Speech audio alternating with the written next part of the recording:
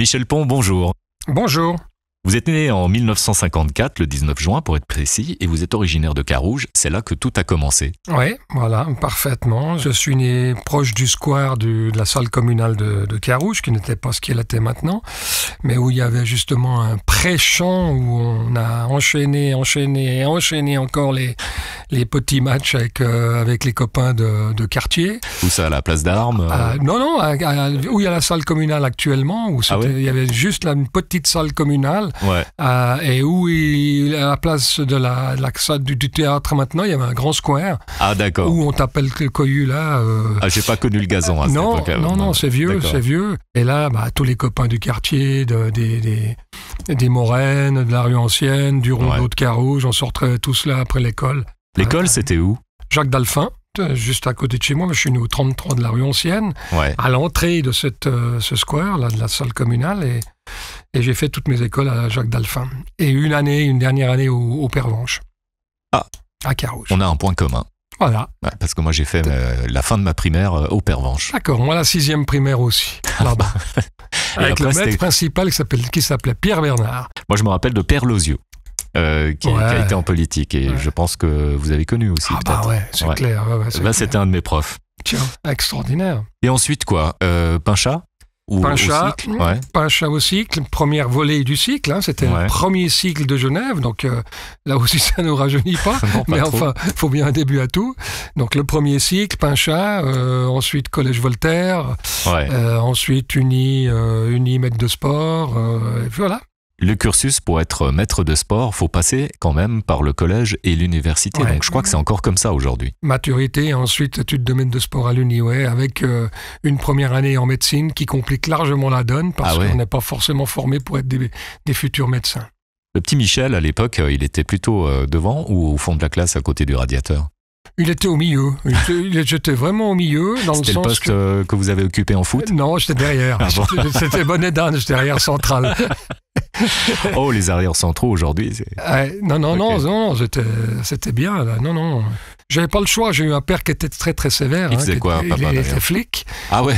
Il était potier. Donc d'abord, il était potier de métier. Puis le poterie à l'époque, ça apportait pas grand chose. Ouais. Donc il a commencé par être douanier. Et puis ensuite, il a passé à la gendarmerie, jusqu'à brigadier chef du poste de Carouge. Et voilà. Il a fini sa carrière au poste de Carouge. La ville sarde. Il a bouclé la boucle. Ouais. Alors mon père était très sévère, donc je pouvais pas trop faire le malin à l'école. Fallait quand même que je ramène certaines notes. Mais enfin, Vous diriez qu'il a bien fait? Il l'a été certainement un peu trop, mais parce que c'était le roi des zigues, c'est le meilleur des amis, mais qui a eu lui-même une éducation extrêmement stricte, qu'il a reporté un petit peu sur nous. Ouais. Alors je dois surtout pas me plaindre parce que j'ai eu une éducation sévère, mais qui ne m'a pas empêché de faire quoi que ce soit que j'avais envie. Et maman, elle faisait quoi, elle? Alors maman était couturière, elle a malheureusement est décédée très tôt d'un cancer déjà. À l'époque, on ne savait pas du tout ce que c'était le cancer. J'ai énormément souffert de la perte de ma mère à 10-11 ans, parce que on s'y attendait pas, ni mes frangins, ni moi. Après de longs mois d'hôpital, je pense qu'elle a sauvé pas mal de femmes du cancer du sein, parce que le cancer du sein était à son tout début. Et nous, on a su après tout ce qui s'est passé, de ce que ça représentait. On l'a accompagnée à l'hôpital jusqu'à son dernier jour. Et j'ai encore l'image de son dernier jour avec des tuyaux partout, etc. Où ils ont aussi fait beaucoup d'expériences pour arriver à développer ce traitement du cancer du sein. Mais enfin, c'était un truc qui me tombait tellement du ciel que je me suis rendu compte quand même beaucoup plus tard que j'avais perdu ma mère. J'en souffre encore aujourd'hui, du reste. Nous sommes dans les années 70, Michel Pons. Le foot, vous le commencez à quel âge en fait? J'ai commencé très tôt, à 10 ans, dans le square. Puis ensuite, le foot commençait à 14 ans à l'époque. On commençait en junior C, il n'y avait pas d'école de foot chez les petits. Ah, c'est vrai? Je pensais que depuis toujours, on commençait tôt. Non. Parce que 14 ans, c'est tard quand même. Oui, c'est junior C. On commençait par les junior C à 14 ans. Et justement, il y avait un recruteur qui s'appelait M. Campana à l'époque, à Carouge, qui tournait dans tous ces squares, préaux d'école et compagnie, pour aller regarder les bons joueurs, plus tôt. Donc c'était vraiment un recruteur de junior C parce que on commençait à 14 ans et en actif, en licencié, on va dire. Hein. Ouais. Et moi, je faisais de la gym artistique depuis l'âge de 10 ans. Donc j'ai fait de la gym artistique en même temps que le foot, je faisais les deux parallèlement. Ouais. Et puis à un moment donné, il a fallu choisir. Et mon père qui voulait absolument que je continue la gym artistique parce que ça rentrait dans la lignée des Oui, fêtes. la gym artistique, c'était un peu le système de l'armée. Absolument. Que les gens ne s'imaginent pas Michel Pont avec des cerceaux. Non, exactement. Mais j'ai fait une fête cantonale à Vernailla, je me rappelle encore. Hein. C'était d'abord une très bonne expérience. Puis ensuite, mon père, effectivement, par rapport à ce cursus, aurait bien aimé que je continue la gym. Et c'était très compliqué pour moi de lui annoncer que je voulais arrêter la gym pour faire que du foot. Et c'est mon grand frère chez qui je me suis réfugié pour aller lui annoncer. C'était pas une belle nouvelle pour lui, mais c'est mon grand frangin qui m'a aidé à lui annoncer ça. Ça se passe pas trop mal finalement. Ouais. Ça se passe très bien. Et c'est quel club qui vous accueille? Carouge. Étoile Carouge. Étoile Carouge depuis le début. Je fais toutes mes classes juniors. Ouais. On est en 1978. 70. Ah ouais. Ah non, 70. Ah oui, 70, oui. Ouais. On est en 70 jusqu'à ce que je rentre en première équipe en 75, à 18, 19 ans, avec un ami de volley, Bernard Mounig. On a fait toutes nos volleys à Carouge là-dedans. On a monté en première équipe ensemble 75, 76, avec Philippe Potier comme entraîneur-joueur à l'époque. Ouais. Un exemple, un gaillard extraordinaire à tous les niveaux, autant humainement que footballistiquement.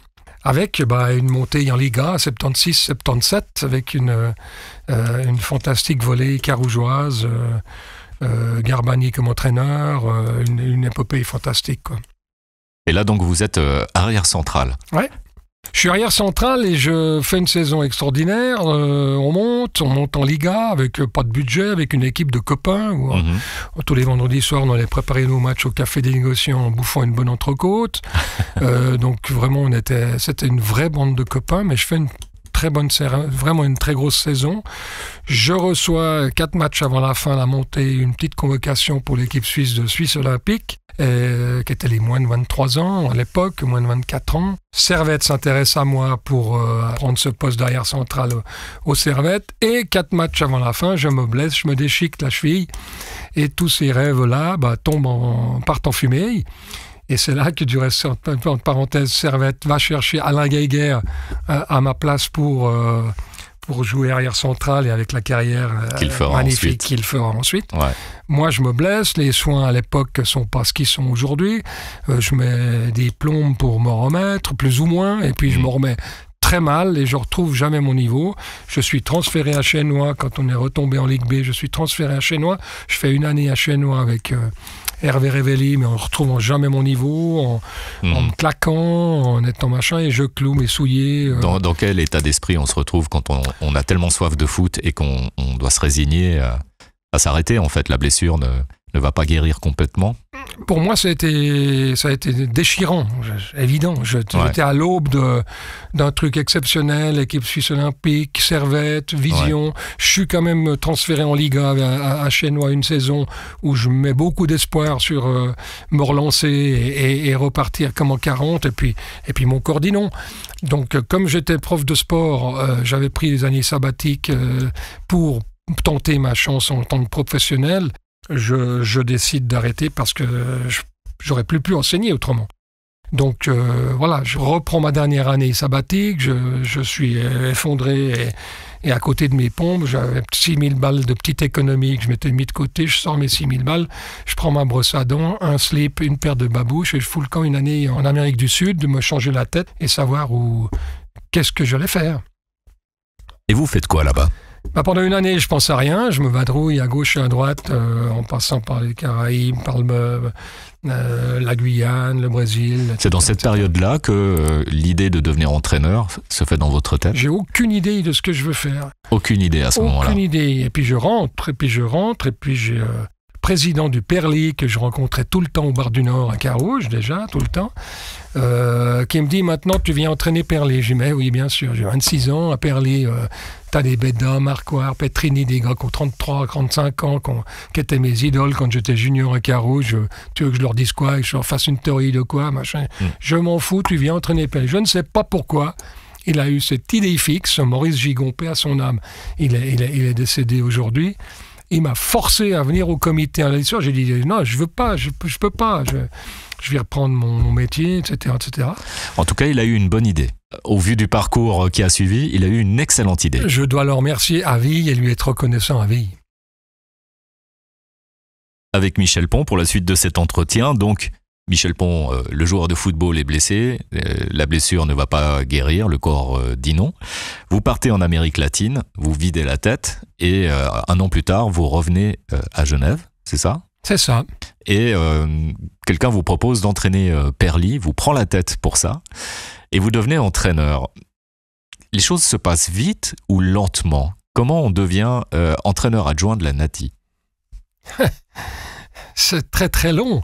C'est très très long, mais absolument sans souffrance par rapport à la longueur du processus, parce que j'avais absolument aucune idée en tête, et aucun plan de carrière, aucune vision de dire tiens, je vais un jour entraîner la Nati ou entraîner. Vous avez un job à côté en fait. J'enseigne la gym à mi-temps, j'entraîne à mi-temps. Et puis je me suis toujours dit, le seul truc que je me suis dit, parce qu'après 2 ans à Perly où bon an mal an ça s'est super bien passé, j'ai fait le job, on a fait 2 super saisons et Grand Lancy vient me chercher, le plus jeune président de France, ami de l'époque Stéphane Van Flou, qui était alors président du Grand Lancy, vient me débaucher à Perly pour que je reprenne Grand Lancy. Puis Grand Lancy, je passais déjà là un petit étage supérieur parce que c'était un club ambitieux, c'est quand même une grande ville, il y avait beaucoup de juniors, etc. Et on monte, je fais 5 ans à Grand Lancy avec une promotion en Première Ligue, etc. Une période en tant qu'entraîneur extraordinaire avec des super joueurs, avec des amis aussi, on a un esprit de famille, on développe un truc absolument extraordinaire.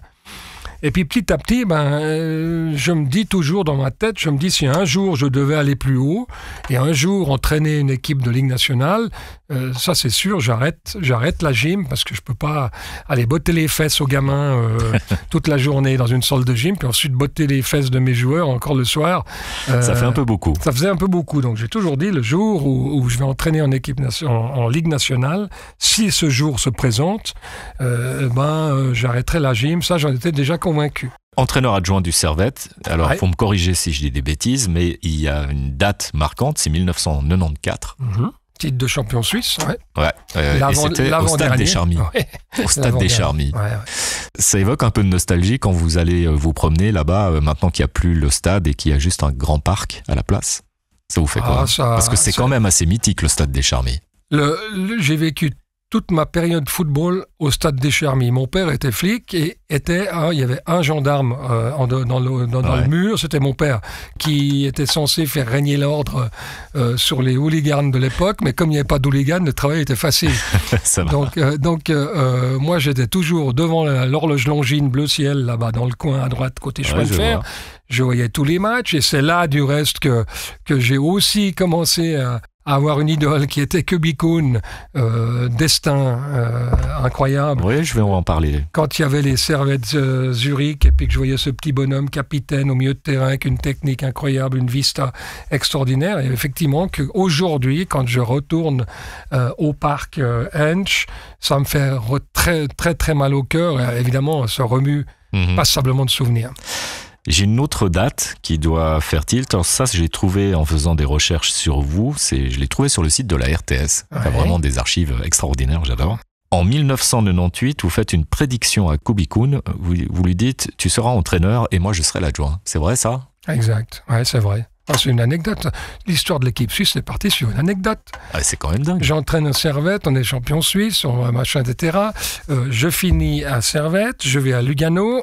Non, je reviens à Carouge une année. Ensuite, on fait un super tour de promotion. 96, 97, je vais à Lugano entraîner. Je fais 8 mois, je me fais virer.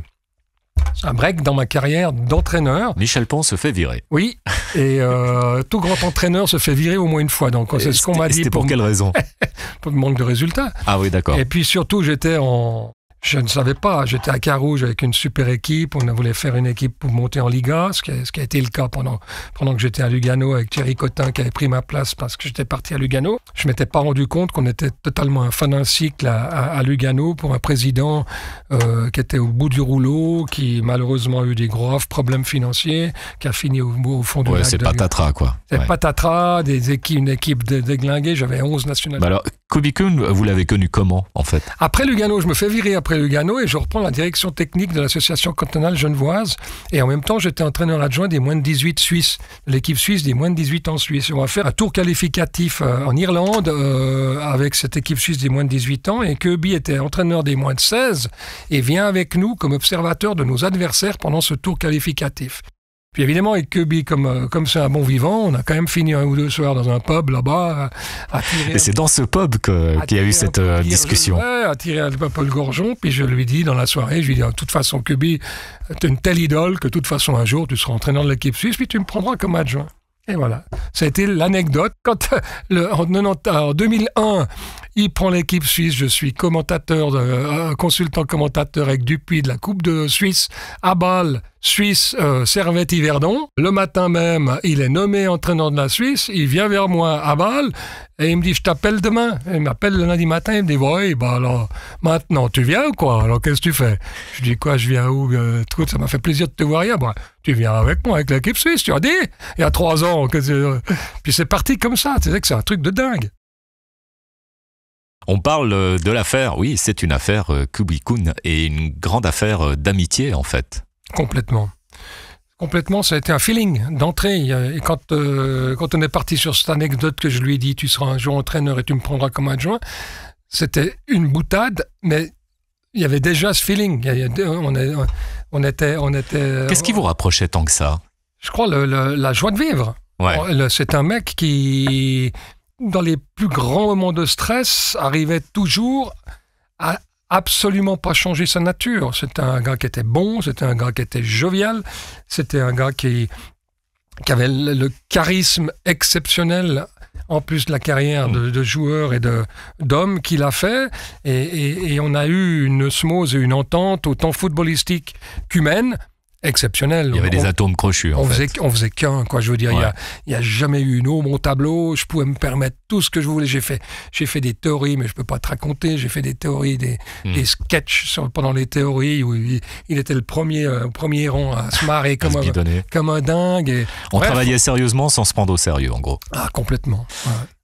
C'est quelle année? C'est plutôt, parce que je vois dans mes fiches, qualification pour l'Euro en 2004, Euro en 2008 avec la Nati, donc c'est bien avec Kobe Kuhn à cette période-là. C'est 2001-2008, Kobe. Voilà. Et puis ensuite, Otmar Hitzfeld. Et puis là, qualification pour les Coupes du Monde 2006, 2010, 2014. Non, 2006, c'était avec Kobe. Ouais, pardon. 2006 avec Kubi, 2010 avec le suivant et 2014.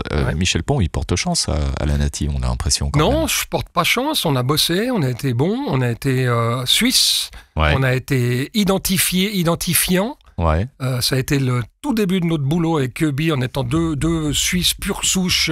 Justement, Kirby, comment vous communiquiez? Il parlait français aussi? On faisait tout en allemand, mais il parlait très bien français. Ah ouais. Mais et donc Michel Pons parle aussi assez bien en allemand. Ouais. Ok. Non, en équipe de Suisse, tout se fait en allemand, mais les romans, la plupart des romans, à part Djourou qui a un peu plus de peine, ou Celestini qui a un peu plus de peine, mais quand même, il y avait zéro problème parce qu'après on discutait, puis on était tous... Quand on parle foot, ça reste quand même un peu la même langue.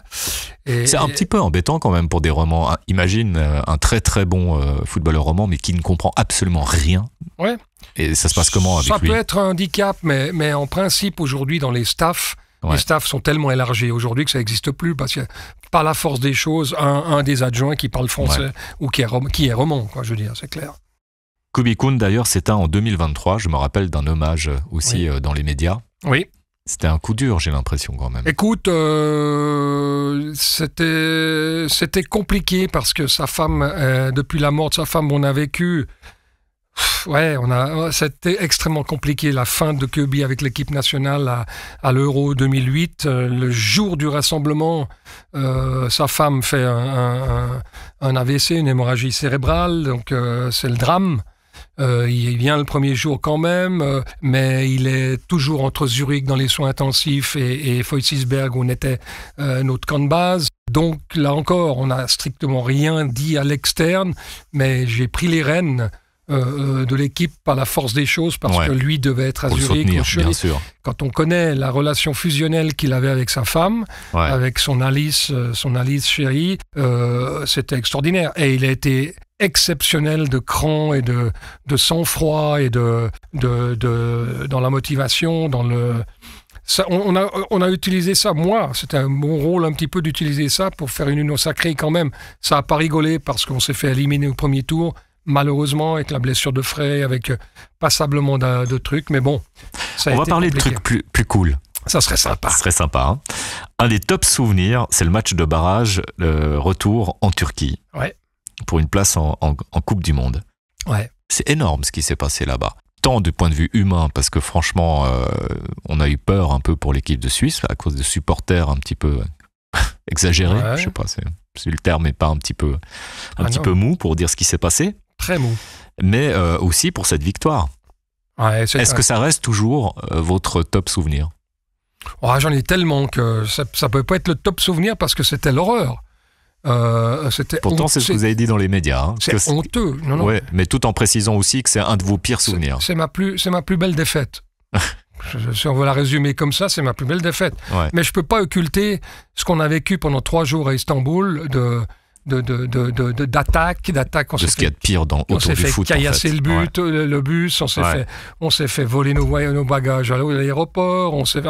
L'horreur, je ne vais pas revenir là-dessus parce que ça serait trop long, mais c'était incroyable ce qu'on a vécu là-bas à cette période-là, bref, de A jusqu'à Z. Par contre, l'équipe a fait preuve d'un caractère, d'une volonté, d'un état d'esprit pour surpasser tout ça, exceptionnel. Et ça c'est en tant qu'entraîneur adjoint ou pas adjoint, c'était le boulot de ce qu'on a fait avant, dans l'identification de l'équipe par rapport à un maillot, par rapport à un drapeau, par rapport aux fans, par rapport aux jeunes qui s'identifient avec l'équipe. Ouais, je pense qu'on peut appeler ça un point de bascule. Complètement. Positif pour l'équipe nationale suisse. Complètement.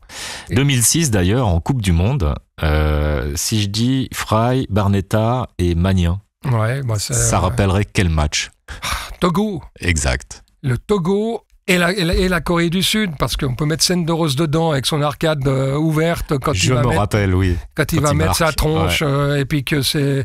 Alors que j'avais fait la grosse théorie, je m'étais déguisé en samouraï à la théorie, machin, c'est nous aujourd'hui les kamikazes, on y va, machin, et puis l'autre... Et il l'a pris au premier degré. À 15e minute, il l'a pris au premier degré, et il revient au banc après le goal, la gueule en sang. Donc c'était assez incroyable. Senderos qui est du quartier des Charmilles. Exactement. Ceci étant dit, le Togo, l'Allemagne a été une Coupe du Monde exceptionnelle parce que c'est pour ça que on y reviendra certainement après. Mais la fin a été douloureuse pour moi, mais le Togo reste le plus beau souvenir dans le sens qu'il y avait 100 000 personnes dans la fan zone là-bas, à Dortmund. Le mur de Dortmund rouge, 50 000 Suisses dans le stade. Même les joueurs n'en revenaient pas. Je dis, c'était la première fois depuis toujours qu'il y avait tant d'engouement, une telle identification derrière cette équipe nationale. Michel, donc on parlait de ce fameux point de bascule, c'est la Coupe du Monde en Allemagne en 2006, où vraiment on sent toute la nation helvétique, y compris les Segundos, fils d'émigrés, tout le monde derrière le maillot de la Nati. Un match d'anthologie Suisse-Togo. Vous réalisez ce qui se passe quand même à ce moment-là, avec Kubi ? On commence à réaliser à ce match-là. Parce que c'est là que la Suisse s'est déplacée à 200 000 personnes à Dortmund pour nous soutenir. Et les Toubib qui, le matin, ont été se promener en ville, sont revenus au repas de midi en disant « mais c'est inimaginable ce qui se passe en ville. C'est rouge partout, c'est toute la Suisse allemande qui s'est déplacée, la Suisse romande, le Tessin. Il y a eu une identification exceptionnelle. C'est notre plus grande fierté. Parce que c'est ce qu'on voulait avec Kubi dès le départ en 2001. C'était, quand tu parles de Segundos, c'est que vraiment, notre leitmotiv a été, on veut une équipe où les différences sont une force une fois pour toutes et non pas une barrière de Rushdie. Ouais. Et ça, on a misé tout de suite là-dessus, et parce qu'on avait les Portugais, les Espagnols, la première génération, la deuxième génération, le segundo. des deuxième génération des Portugais, des Espagnols, Italiens, mais on arrivait gentiment avec les deuxième génération des pays de l'Est et du Kosovo, d'Albanie. Donc ça nous faisait vraiment une panoplie de garçons qui était extraordinaire en termes de différence de mentalité, différence de comportement et de religion, etc., etc. Et on voulait en faire une force. On a travaillé là-dessus comme des dingues. Ça a été réussi. J'ai regardé justement dans ces archives de la RTS. Justement, j'entends le commentateur dire, je crois que c'est dans le deuxième but de Barnetta. Barnetta, à la fin, Michel Pon fait l'avion sur la pelouse. Ah ouais. Michel Pon se lâche. Tu sais, c'est le genre de truc, alors des fois c'est positif, des fois c'est négatif, mais là c'était tellement positif que c'était... je me revois faire l'avion. C'était plus fort que moi. Si j'avais pu m'envoler, je me serais envolé jusqu'au toit des tribunes. C'était extraordinaire. Que de bons souvenirs. 2010-2014, donc changement d'ambiance, changement d'entraîneur, mais toujours Michel Pon comme entraîneur adjoint. C'est ma grande fierté. Ouais. Parce que Hitzfeld arrive, un des plus grands entraîneurs européens, voire du monde. À cette époque-là, parce que c'est tout gagné avec Bayern Munich, etc., etc. Et puis, je suis le seul qui veut garder dans le staff. Et il me convoque à Munich, quand il prend l'équipe nationale. Je monte à Munich pour un entretien avec lui, etc., etc. Et il commence tout de suite en me disant « J'aimerais continuer avec toi. Tu connais tout le microcosme, tu es la Suisse romande, je ne parle pas français. » Il a prêché un convaincu, parce que c'était un grand honneur pour moi de vivre cette expérience Otmar Hitzfeld avec un entraîneur de plus haut niveau. Et ça a été une expérience extraordinaire. J'ai vécu 8 ans avec Köbi, 6 ans avec Otmar, avec deux hommes complètement différents. Beaucoup plus discret, peut-être beaucoup plus réservé. Rien à un mathématicien avec un mec de la rue, du machin qui réfléchissait pas trop, qui vivait. Et puis un mathématicien, il veut tout contrôler, il veut tout maîtriser, il veut tout, donc méticuleux, professionnel jusqu'au bout des ongles, mais avec une énorme psychologie. Et ce mec-là, il avait quelque chose en plus.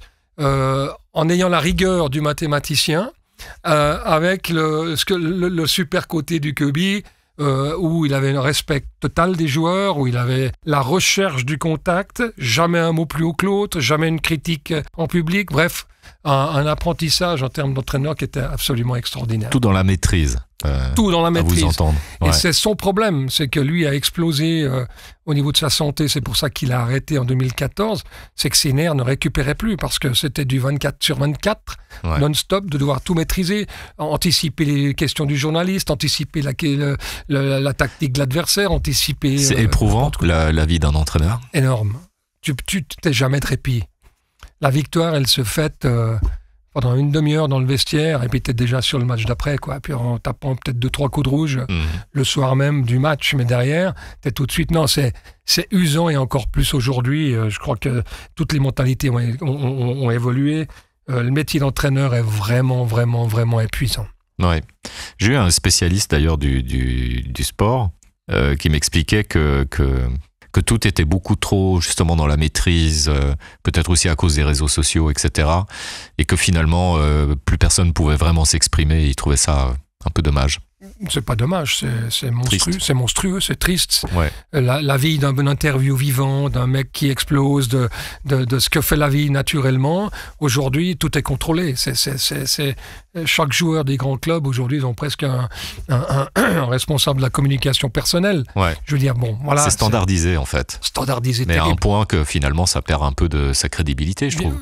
Mais bien sûr, mais heureusement qu'il reste un Mbappé, qu'il reste des gars comme ça, un Haaland, un Guardiola, un Klopp, qui sont des telles personnalités qu'ils arrivent quand même à casser cette espèce de fardeau ou de prison dans lesquelles tu es obligatoirement restreint et qui t'enlève ton naturel, quoi. En compagnie de Michel Pon, on a parlé de cette période énorme de la Nati, 2014, avec Otmar Hitzfeld. Comment ça se termine, en fait, cette affaire ? Ça se termine mal, je veux dire, parce qu'Hitzfeld craque au niveau de sa santé, décide d'arrêter j'ai envie de dire, avant terme de notre projet, parce que notre projet était... C'était quoi ce projet? C'était 2016, champion d'Europe en France, un Euro en France. Ouais. Et moi, personnellement, dans ma tête, on s'était fixé ça, aller bouffer de l'expérience au Brésil à la Coupe du Monde 2014, ce qu'on a fait avec ce fabuleux 8e de finale contre l'Argentine. Et puis, avoir le potentiel extraordinaire de cette équipe-là, avec les Xhaka, les Shaqiri, Rodriguez, qui arrivaient à pleine maturité en France 2016 pour jouer le titre de champion d'Europe. Hitzfeld craque physiquement, ce que je comprends tout à fait, parce qu'effectivement, il n'arrivait plus à récupérer de la charge du poids du poste, et décide d'arrêter. Et là-dessus, je postule pour reprendre l'équipe parce que j'avais tout dans la tête et dans les mains. Plan, ouais. Et puis, on ne me choisit pas, puis on choisit Petkovic, et puis je gicle. Donc, je ne vais pas au bout de mon truc 2016, et là, je morfe vraiment parce que ça m'a enlevé beaucoup de mes illusions et de ce que je voulais vraiment faire pour le foot suisse romand en France 2016. Et au-dessus, ils étaient conscients de ce plan que vous aviez en commun? Bien sûr, il était élaboré, mais je suis suisse romand, je suis pas dublique, je sais pas. Je pense que là, mon côté suisse romand a été largement prétéritant. C'était un choix politique, en gros. Non, parce que Petkovic a fait du super boulot. C'est pas le choix de Petkovic. Non, mais le fait qu'un roman, non. Voilà, j'imagine, je ne sais pas, j'avais les atouts, et en tous les cas, c'est 14 ans d'expérience là-dessus, les joueurs étaient avec moi, bref, ça a été fait comme ça, c'est une frustration. Une grande frustration, déception, mais par contre pas de regrets sur tout le parcours et les gens que vous avez rencontrés. Surtout pas, c'était une période dorée, exceptionnelle, sur laquelle... Michel Pons, on vous connaît plutôt jovial, on vous entend, on vous voit sur les plateaux commenter des matchs. C'est toujours avec délice qu'on vous écoute parce que on sent vraiment la maîtrise du sujet. Mais une fois, je vous entends vraiment pester, ça m'a surpris, sur le joueur Balotelli. Oh oui, ça c'est... Et vous disiez, le moitié valaisan que je suis ne le supporte plus. Je savais pas que vous étiez à moitié valaisan, je croyais 100% carougeois. Du côté de mon père, je suis 100% carougeois parce que mon père est déjà né à Genève, mais du côté de mes grands-parents paternels. Ah, voilà. Et je suis fier de l'être parce que quand je vais en Valais, je suis bien. Ils s'appelaient comment? Ils avaient quelle vigne? Ils n'avaient pas de vigne, ils avaient des pommiers. Ah, sérieux? Oui. Ils faisaient de la pomme. Ils faisaient de la pomme, ok. Non, Balotelli, j'admire le joueur, c'était un gars extraordinaire. Mais j'en veux à tout le microcosme parce que moi, je suis pour l'éducation, je suis pour le jeune, je suis éducateur au départ avant d'être entraîneur. Et en termes d'image par rapport au foot suisse, par rapport à ce que les dirigeants doivent faire, ce que le foot suisse doit faire pour avoir sa légitimité, pour son développement, pour la formation, pour les académies. L'image qu'il a, c'est insupportable pour l'éducateur que je suis. Bon, je sens que vous vous emballez. Complètement. On va revenir sur... J'arrête. On va revenir sur l'actualité parce que vous êtes toujours actif. Expliquez-moi ce que vous faites en fait au Servette. Je suis chargé au Servette surtout du développement des infrastructures. C'est tellement catastrophique actuellement, depuis des années et des années, les conditions d'entraînement autant des académies féminines et masculines que de la première équipe qui se changent à la praille, montent dans leur voiture personnelle, le sac de ballon dans le coffre pour aller s'entraîner à Perly, à Plan-les-Ouates ou à Balexer. Donc là, j'en fais un petit peu mon cheval de bataille et j'ai ce mandat du Servette pour suivre les différents chantiers. On est très soutenu par les politiques. J'en veux pas aux politiques parce qu'on est très soutenu par les politiques responsables, pas tous les politiques, mais les responsables actuels des infrastructures sportives. Mais c'est terriblement long, c'est terriblement lourd, c'est terriblement... Mais pourquoi c'est toujours si compliqué à Genève? Parce qu'il n'y a pas de terrain. Il n'y a pas de place. Il n'y a pas de place. Notre territoire est exigu. Ce référendum contre le Grand Saconnet sur ce lopin de terre où il n'y aura plus jamais une carotte qui va pousser... perdu à 9 voix près pour quelques ayatollahs qui nous ont fait balayer ce projet qui va coûter 250 millions à la communauté avec les écoles provisoires, avec toutes les études à refaire. Bref, c'est un scandale, mais c'est comme ça. Il y a eu un référendum, il y a eu une votation. Est-ce qu'au PAV, on pourrait imaginer, vu qu'ils vont construire des immeubles, faire un terrain d'entraînement au-dessus d'un immeuble? Why not? C'est une très bonne question, très bonne idée, mais Parce que ça se voit en Asie. Hein. Oui, mais les vestiaires sont où? Il y a une infrastructure, c'est un truc extrêmement compliqué. C'est pas seulement de venir avec votre sac à ballon, justement, vous entraîner un matin. Ouais. C'est toute une infrastructure, c'est une sécurité, c'est des équipements spécialisés, on est dans le professionnalisme. C'est ce que les gens n'arrivent pas à comprendre, c'est un métier. C'est le maçon qui a une... Et qui a des retombées économiques dans la ville quand ça se passe bien. Mais bien sûr. C'est des retombées pour tout le monde. Regardez ce qui se passe aujourd'hui dans l'engouement qu'il y a pour le hockey, l'engouement qu'il y a pour le football. Les jeunes, tous les clubs ne savent plus où mettre leurs jeunes en termes d'école de foot ou d'école de hockey, etc. Voilà, c'est assez dramatique et je me bagarre là-dessus et c'est un petit peu mon cheval de bataille aujourd'hui. Donc si vous deviez émettre un vœu pour le futur, ce serait lequel ? En termes footballistiques, c'est de pouvoir conclure ces projets réellement le plus rapidement possible, que la stabilité des clubs genevois au plus haut niveau reste ce qu'elle est aujourd'hui, très stable grâce à passablement de monde, parce que tout ce qui se fait au plus haut niveau, à la tête de l'iceberg, rejaillit sur les 15 000 gamins qui sont licenciés dans le football genevois. Et aujourd'hui, il y a une jeunesse qui vient au stade, il y a une jeunesse qui arrive à s'identifier à ce qui se fait chez les filles, ce qui se fait dans la première équipe du Servette, première équipe du Genève Servette, ce qui se fait dans l'académie. Et il y a un engouement exceptionnel pour le sport genevois actuellement, grâce aux professionnels. On ne peut plus, et une fois pour toutes, dissocier le secteur professionnel, la tête de l'iceberg, avec la largeur de la pyramide en dessous des 15 000 gamins qui font du foot ou les 3 000 hockeyeurs, etc., etc. Toute la base. Michel Pan, en tout cas, ce que vous n'avez pas perdu, c'est votre passion. J'espère ne pas la perdre et ne jamais la perdre parce que je me bagarre pour la jeunesse, je crois en notre jeunesse, j'aimerais continuer à pouvoir leur donner cette énergie que j'ai envie de leur donner, quoi.